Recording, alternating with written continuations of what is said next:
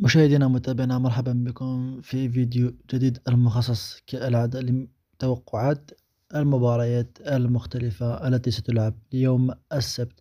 كالعادة اخترنا لكم مجموعة من المباريات، هذه المرة مباريات الدوري الجزائري في درجته الثانية. اخترت لكم مجموعة من المباريات التي تبدو جيدة وسانحة للرهان واقتناص فرصتكم على مواقع المراهنات على ونكس بت وبيت وينر. إذا من دون إطالة سأستعرض عليكم بعض التوقعات المخصصة ليوم السبت.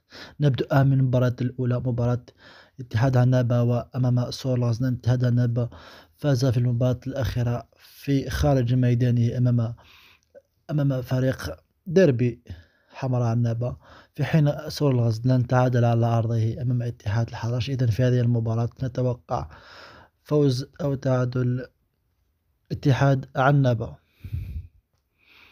في المباراة الثانية، مباراة بناكنون أمام سعيدة. فريق بناكنون عاد بتعادل ثمين في خرجته الماضية أمام وداد بوفريك، في حين سعيدة حقق أول فوز له في المباراة الماضية عندما استضاف فريق شباب عين تيموشنت. في هذه المباراة نتوقع فوز فريق بناكنون الذي يقدم موسم جيد جدا. في مباراة ثالثة، مباراة مولودية العلماء أمام جامعة الخروب. كما تعلمون جامعة الخروب يتصدر المجموعة الشرقية، يكتسح جميع خصومه، يفوز ذهابا وإيابا. في هذه المرة سيتنقل إلى فريق العلماء الذي يعيش موسم صعب نوعا ما، نتائج متذبذبة. في هذه المباراة نتوقع فوز أو تعادل جمعية الخروب. في مباراة رابعة، مباراة اتحاد الحراش أمام حمراء عنابة. اتحاد الحراش عاد بتعادل ثمين في خرجته الماضية أمام صور الغزلان، في حين حمراء عنابة يحقق سلسلة من النتائج السلبية تركته يقبع في مؤخرة الترتيب. في هذه المباراة نتوقع فوز لصالح اتحاد الحراش.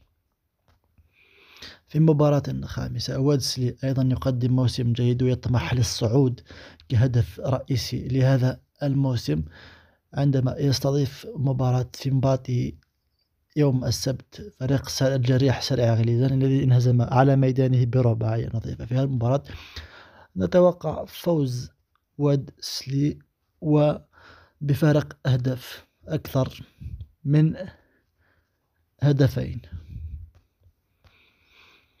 في المباراة الأخرى، تيموشنت الذي ضيع الصعود الموسم الفارط في الجولة الأخيرة يستضيف فريق وداد بوفريك. في هذه المباراة مباراة صعبة نوعا ما للتكهن، لكن على الأقل فوز أو تعادل الفريق المحلي. إذن هذا كل ما لدينا من توقعات مخصصة اليوم السبت من مباريات الدوري الجزائري في درجته الثانية.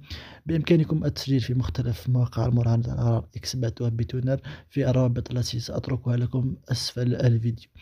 نلتقي في فيديو آخر وتوقعات أخرى لمباريات كأس العالم بحول الله.